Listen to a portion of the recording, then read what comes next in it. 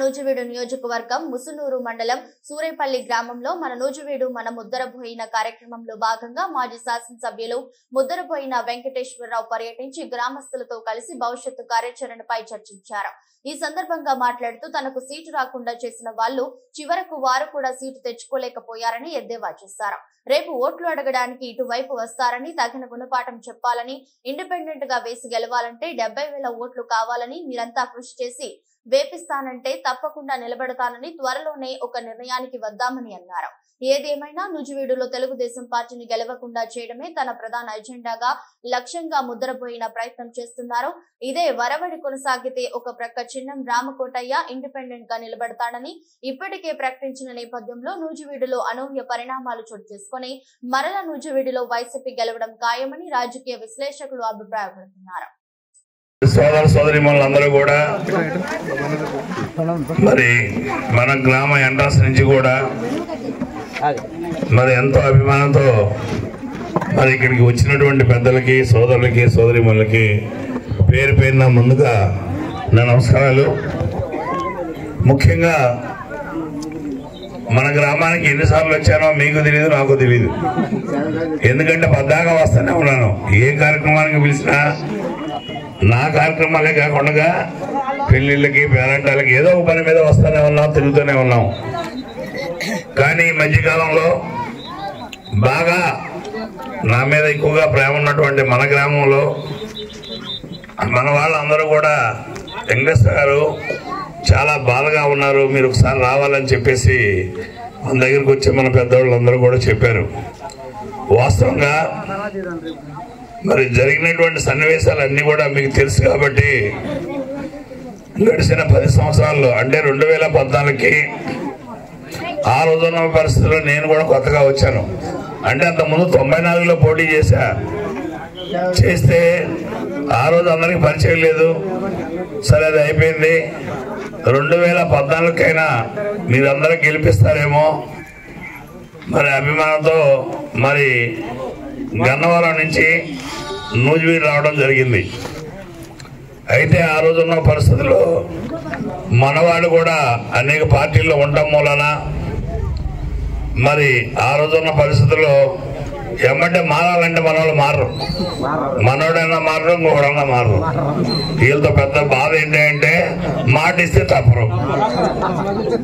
అంటే ఇక్కడ ఉన్నటువంటి, ఇక్కడే కాదు ఎక్కడున్నా మన వర్గాల్లో ఎక్కువగా పట్టుదల మనుషులు.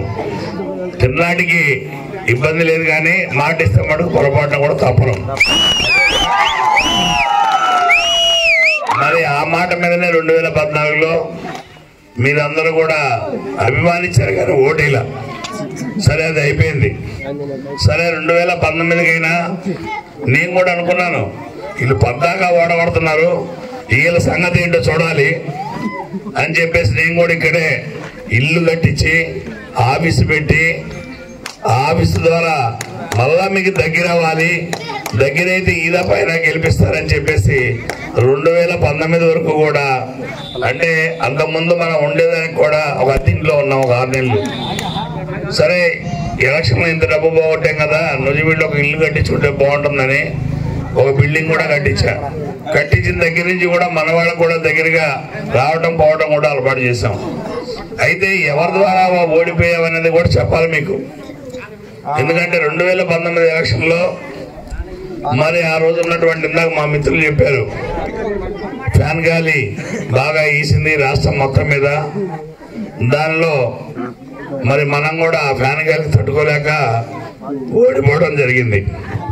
అయినా ఓడిపోయినా రెండోసారి కూడా నేను ఎక్కడ బాధపడలేదు, ఎవరిని ఇబ్బంది పెట్టలేదు.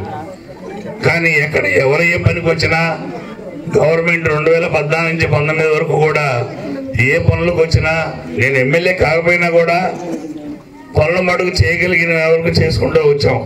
ఉదాహరణకి ఇవాళ మీ ఊరు వంతెన ఉంది కాలం మీద, అది చాలా సార్లు మనవాళ్ళు ఏమండి ఆడవాళ్ళు బయటికి వెళ్ళాలంటే కాలం నీళ్ళు వచ్చేటప్పుడు బట్టలు పైదాకా పట్టుకెళ్లాల్సి వస్తుంది, చాలా ఇబ్బందికరం. అంటే దానికి కూడా 13.5 లక్షలు 14 లక్షలు అప్పుడు శాంక్షన్ చేయించి అది 6 నెలల కట్టాలని చెప్పేసి కూడా కట్టించడం కూడా జరిగింది. అంటే ఎందుకు చెప్తున్నా అంటే పనులు మేము ఒకప్పుడు పోటీ పడేవాళ్ళం, నేను ఎమ్మెల్యేగా చేశా గన్నవరంలో. ఎలా చేశాను? ఇండిపెండెంట్ గా గెలిచా.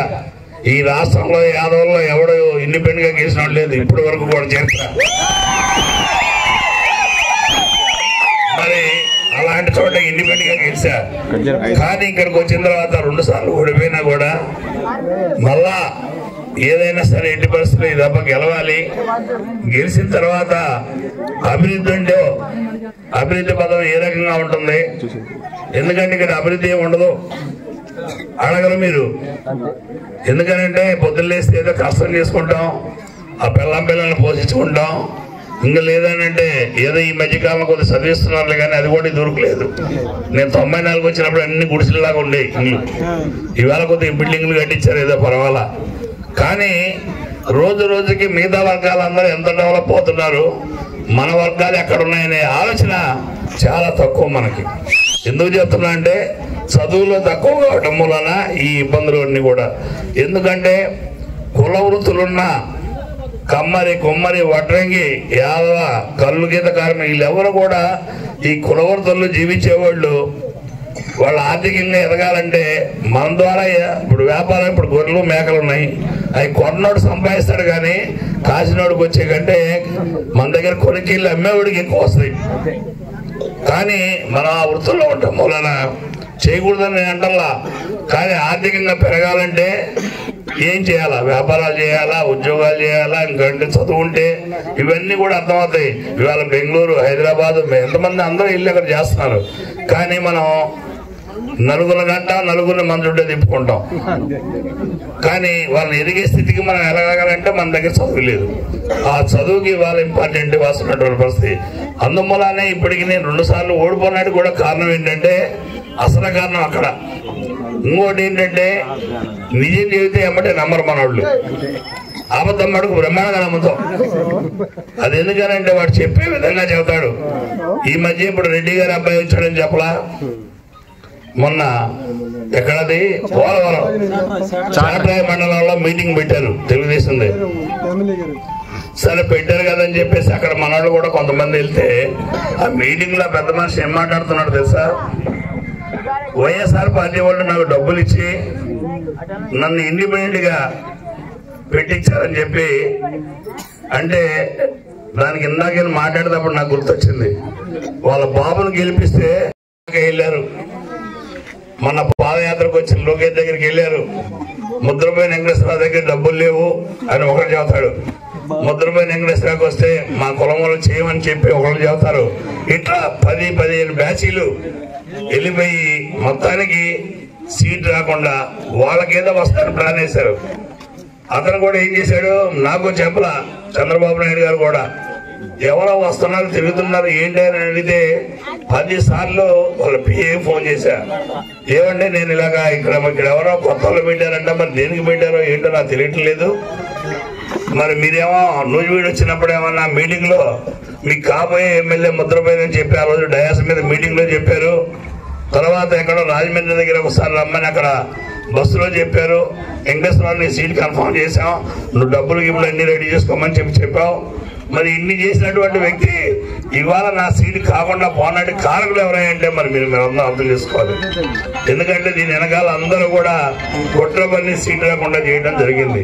అందుకనే నేను చెప్తా ఉంది, ఎవడైతే మనకి అన్యాయం చేశారో మన వర్గాలకి కావాలని చెప్పి సీట్ రానికుండా చేశారో రేపు వస్తారు మళ్ళా కొంత రక్కలాగా ఇదే బజారా బట్టి చెప్పాలి వాళ్ళకి. ఎందుకు ముద్రపోయిన వెంకటేశ్వరరావు పార్టీకి ఏం తప్పు చేశాడు? లేదు మీ రూపాయి ఏమన్నా ఇచ్చారా ఆయనకి? లేకుంటే మీకు ఏమన్నా ఎక్కొట్టాడా? లేకుంటే ఈ నియోజకవర్గంలో ఎవరికైనా అన్యాయం చేశాడా? లేదంటే మీకు ఉద్యోగాలు ఇస్తారని ఏమన్నా లంచాలు తీసుకున్నాడా? లేకుంటే మీకు చెప్పిన పనులన్నీ ఏమన్నా చేయలేదా? ఇవన్నీ కూడా ఎందుకు చెప్తున్నా అంటే రేపు రాబోయే రాష్ట్రంలో వీళ్ళు వస్తారు కాబట్టి తప్పనిసరిగా మీరు నిలయండి. దానికి కారణం కూడా చెప్పాలి, ఓటు అడగటం కాదు. అందుకని దయచేసి మిమ్మల్ని అందరినీ కోరేది, ఇవాళ మనోళ్ళు కూడా అందరూ చెప్తా ఉన్నారు, చాలా ఊర్లలో చాలా ఉద్రేకంగా కూడా ఉన్నారు. ఇంకా మీరు ప్రశాంతంగా అంటున్నారు. ఒక్కో చోట అయితే అసలు ఎట్లా వస్తాడు మా ఊర్లోకి మేము చూస్తామని అంటున్నారు. అంటే ఎందుకు చెప్తున్నా అంటే ఏదో రెచ్చగొట్టాలని కాదు, ఇవాళ అసలు నన్ను 10 సంవత్సరాలు ఎందుకు వాడుకున్నారు? నా వర్గాలందరినీ ఇవాళ నడి రోడ్డు మీద వేస్తారా? ఇదేనా మీరు చేసే పని? మేము చేసిన తప్పేంటో చెప్పలేని పరిస్థితుల్లో మీరు ఉన్నప్పుడు ఆ తప్పు సరిదిద్దుకోవడంత వరకు కూడా మేము ఓటేయం నీ పార్టీకి అని చెప్పేసి గట్టిగా నిలలేని మీరు అడుగు.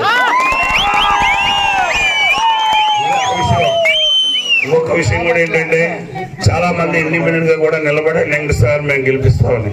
అది ఏంటంటే దానికి కూడా మీకు సమాధానం కావాలి.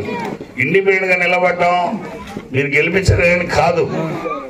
దాదాపుగా 2,50,000 దాదాపుగా 2,37,000 ఓట్లు ఉన్నాయి. అంటే మనం కావాలంటే ఇండిపెండెంట్ గా గెలవాలంటే 70,000 పైన కావాలి. అంటే 2,10,000 పోలవుతాయి. కాబట్టి ఈ 70,000 ఓటు మీరు మన ఓట్లతో పాటు మిగతా వర్గాలు మీరు ఎంతమంది ఉన్నారో అంతమంది మీరు 10 ఓట్లు తీసుకొస్తే ఇండిపెండెంట్ గా నేను గెలుస్తాను. ఎందుకంటే గన్నవరం తీసుకొచ్చారు, గెలిపించారు. ఆ రకంగా మనం తేగలమని నమ్మకంగా మీరు అందరికీ కలిగితే నామినేషన్లు వేద్దాయి. దానికి ఏదైనా సరే ఖర్చు కానీ అన్ని కానీ మనం చూసుకుంటాం. దానికి ఏమి ఇబ్బంది లేదు. భగవంతుడు ఏదో ఇచ్చాడు, 2 ఎకరాలు ఉంది గట్టిదే అమ్మేద్దాయి. ఎందుకు చెప్తున్నా అంటే మనం ఎక్కడా కూడా ఎవరి దగ్గర ఎవరి చేయడానికి నేను రాలా. మీకు ఒక్కసారి నాకు అవకాశం ఇస్తే తప్పనిసరిగా ఈ నియోజకవర్గంలో డెవలప్మెంట్ కాదు, శాశ్వతంగా మళ్ళా యాదవులు పరిపాలించే విధంగా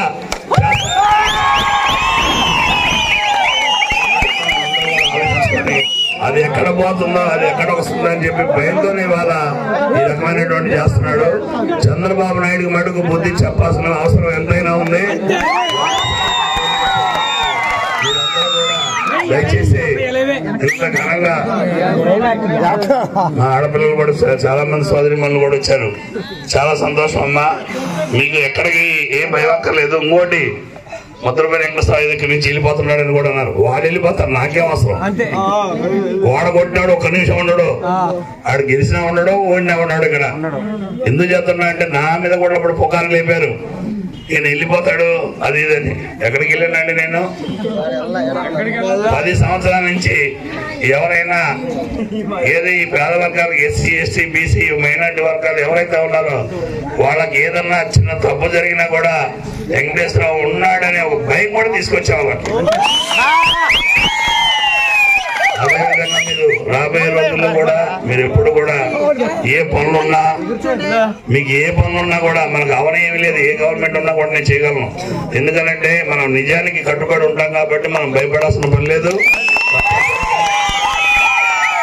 తప్పనిసరిగా మీరు అందరూ కూడా ఇప్పుడు ఏదైతే పేద మీరు అభిమానం చూపించారో దానికి బదులుగా నేను కూడా ఉంటాను, మీకు అన్ని రకాలుగా అండగా ఉంటానని చెప్పేసి ఈ సభాముఖంగా తెలియజేసుకుంటూ ఈ అవకాశం ఇచ్చినటువంటి గ్రామ పెద్దలందరికీ